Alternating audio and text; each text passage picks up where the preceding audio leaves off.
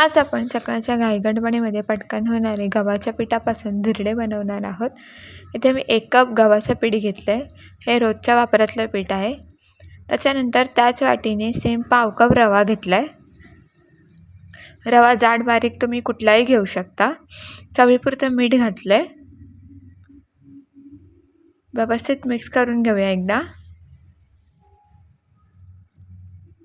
मिठाचं प्रमाण तुम्ही तुमच्या आवडीनुसार कमी अधिक करू शकता. आता याच्यामध्ये आपण थोडं थोडं पाणी घालून व्यवस्थित मिक्स करून घेणार आहोत. पाणी थोडं थोडं करूनच घाला, कारण की गव्हाचं पीठ आहे, त्याच्या गुठळ्या लगेच होतात म्हणून. थोडं थोडं पाणी घालून व्यवस्थित मिक्स करून घेते इकडे या पद्धतीने.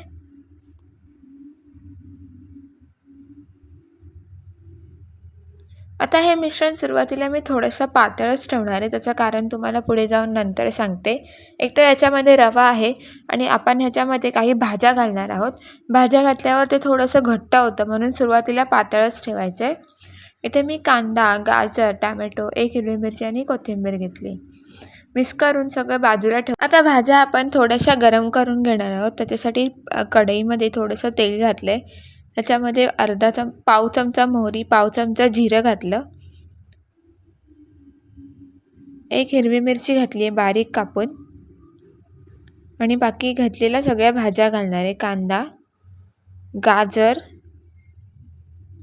टॅमॅटो आणि कोथिंबीर. हे सगळं व्यवस्थित 2 ते 3 मिनटंच आपल्याला फक्त परतून घ्यायचं आहे आणि याचा कच्चापणा जाईपर्यंत.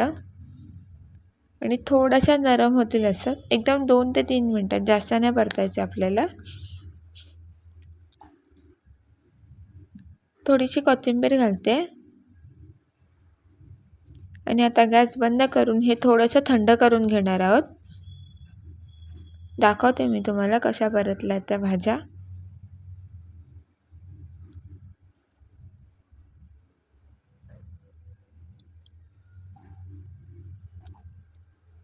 या पद्धतीने. आता आपलं मिश्रणसुद्धा व्यवस्थित भिजलेलं आहे. रवा चांगला फुगला आहे, घट्ट झालं आहे आधीपेक्षा, तुम्ही बघू शकता. आता आपण सगळ्या भाज्या घालणार आहोत त्याच्यामध्ये. थोडंसंच कोमट करून घेतले, जास्त नाही, म्हणून मगाशी म्हटल्याप्रमाणे थोडंसं मिश्रण पातळ ठेवा. व्यवस्थित मिक्स करून घेते.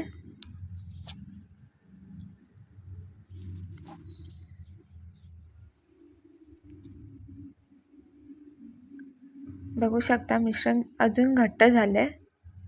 हीच कन्सिस्टन्सी हवी आपल्या मिश्रणाची. आता आपण धिरडे करायला घेऊया.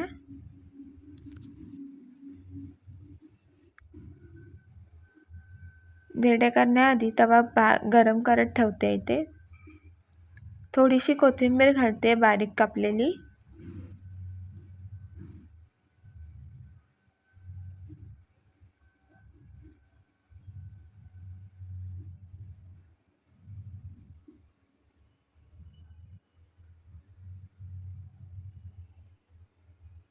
तवा तापत ठेवला आहे, थोडंसं तेल लावलं आहे अगदी. आता आपण धिरडे करूया. तुम्ही छोटे मोठे कसेही करू शकता. मी इथे छोटेच बनवणार आहे धिरडे.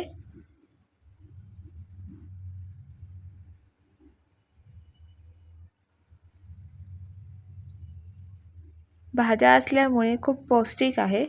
सकाळच्या घाईगडबडीत सुद्धा पटकन होणारा नाश्ता आहे.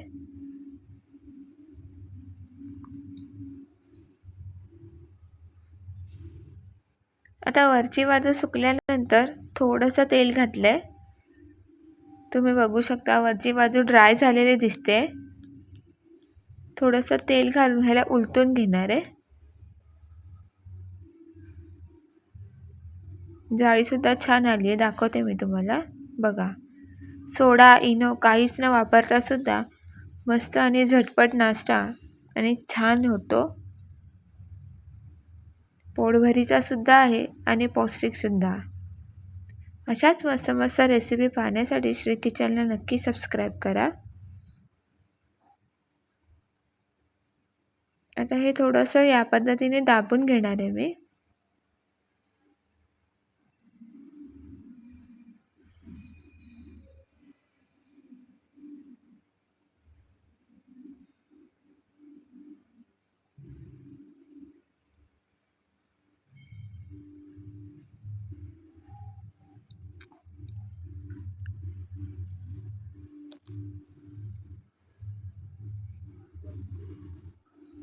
शेकून घेते व्यवस्थित.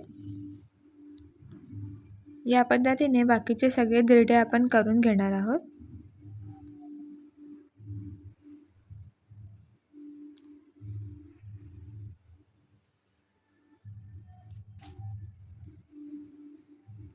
आता इथे आपले धिरडे होत आहेत व्यवस्थित आणि छान. दुसऱ्या सुद्धा धिरड्याला जाळी छान आली आहे, तुम्ही बघू शकता. आता ह्याच्यासोबत खाण्यासाठी एक मस्त चटपटीत चटणी तयार करू आहे. मिक्सरचा भांडा घेतला, त्याच्यामध्ये पाव कप ओलं खोबरं घेतलं आहे. त्याच्यानंतर 2 हिरव्या मिरच्या घेतल्या. तुम्ही तिखटाचं प्रमाण तुमच्या आवडीनुसार कमी अधिक करू शकता. इथे मी कैरी घातली आहे थोडीशी.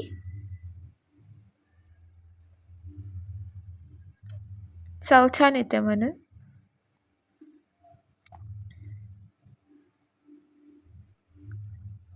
त्याच्यानंतर एक छोटासा कांद्याचा तुकडा घातलाय. मीठ घालते चवीपुरतं. एकदम थोडासा आल्याचा तुकडा, 3 ते 4 लसूण पाकळ्या आणि ही चटणी आता आपण बारीक वाटून घेणार आहोत. चटणी छान बारीक वाटून झालेली आहे, तुम्ही बघू शकता. आता याला मस्त फोडणी देऊया एक. इथे कढणं गरम करत ठेवले, त्याच्यामध्ये 1 चमचा तेल घातलंय. इथे मी शेंगदाण्याचं तेल घेतलंय. त्याच्यामध्ये अर्धा चमचा मोहरी घातली आहे. पाव चमचा जिरं घातलंय. मोहरी आणि जिरं छान तडतडलं की त्याच्यामध्ये 3 ते 4 कढीपत्त्याची पानं घातली आहेत. आणि आता ही फोडणी मस्त आपण केलेल्या चटणीवर घालून घेऊया.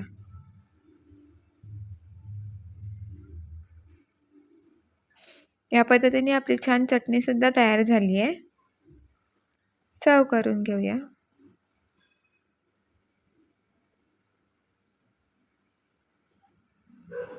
व्हिडिओ आवडल्यास लाईक, शेअर आणि सबस्क्राईब करायला विसरू नका. आणि रेसिपी कशी वाटली हे नक्की कमेंट करून सांगा. पुन्हा भेटूया नेक्स्ट रेसिपीसोबत. तोपर्यंत धन्यवाद.